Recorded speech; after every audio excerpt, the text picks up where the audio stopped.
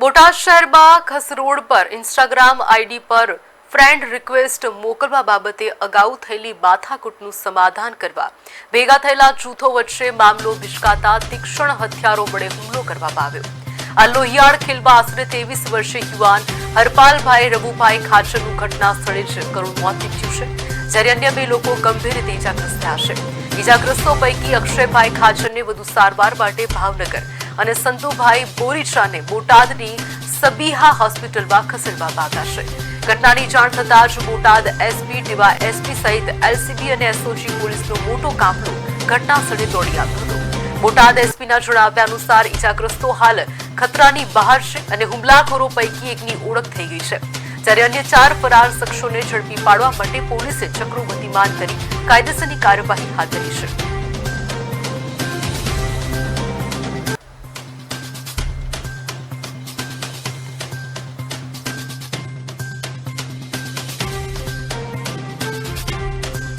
એમાં અત્યારે જે આપણે જે ઇન્જર્ડ માણસ છે એમને પૂછતા એમાં એક આરોપીનું નામ મળ્યું છે।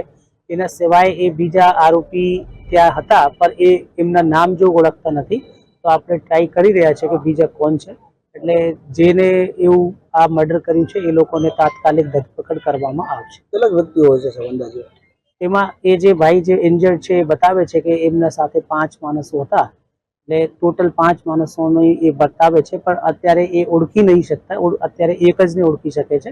એટલે બીજાને આપણે ઓળખીને અને પછી આપણે એમની ધરપકડ કરવામાં આવશે।